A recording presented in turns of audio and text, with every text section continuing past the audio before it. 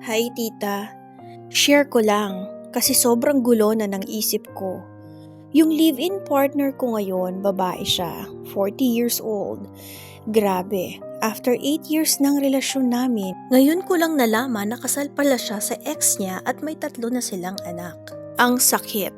Nalulungkot ako para sa sarili ko kasi may 3 rin kaming anak ngayon.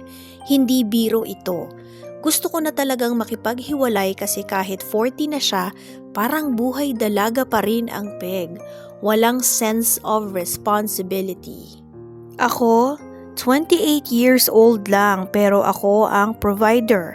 Nagtatrabaho at ginagawa ko lahat para sa mga anak namin pero pagod na ako. Hindi ko na alam ang gagawin ko.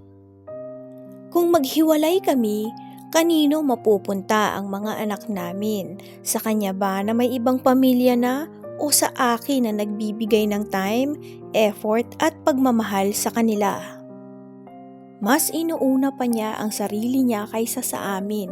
Pagod na akong intindihin siya araw-araw. Pero ang pinakaayoko ay yung mawalay ako sa mga anak ko.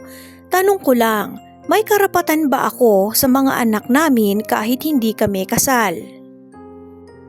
Sana naman patas ang batas pagdating sa custody, lalo na sa magulang na nagbibigay ng emotional stability at tunay na pagmamahal sa bata. Parang unfair lang, pag lalaki ang naloko, tahimik ang lahat. Pero pag babae ang nabiktima, buong mundo ang kakampi. Sana may makausap ako na makakaintindi. Una sa lahat, kalma muna. Ang gulo ng sitwasyon pero mas makakagawa ka ng matinong desisyon kapag kalmado ang isip mo.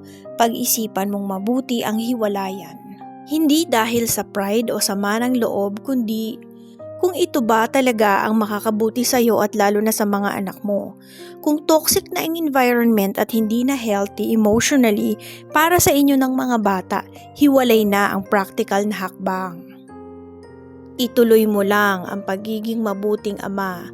Document mo lahat, yung gastos mo, time mo sa mga bata, kung paano mo sila inaasikaso.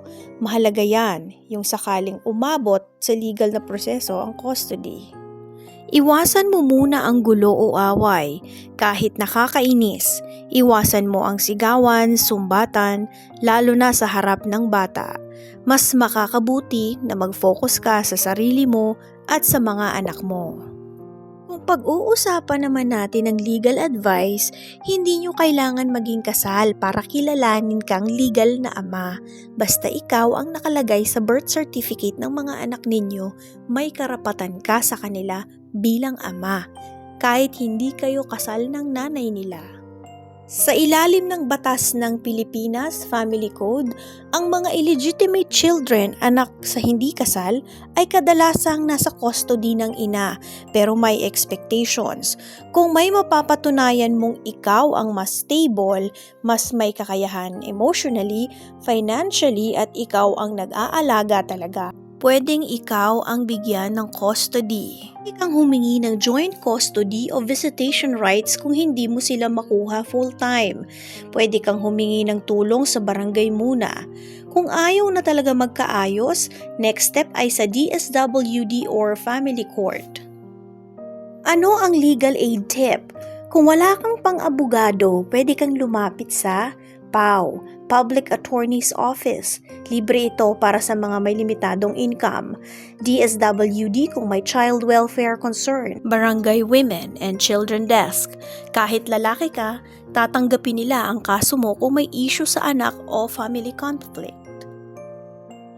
At panghuli, hindi ka mahina dahil umiiyak ka. Hindi ka masamang ama dahil pagod ka na. Ang importante, lumalaban ka hindi para sa sarili mo, kundi para sa kinabukasan ng mga anak mo. Kahit mukhang pabor sa babae, minsan ang batas, may laban ka kung totoo kang ama na responsable at may puso. Ito muli ang inyong digital tita na nagkikwento. Follow for more.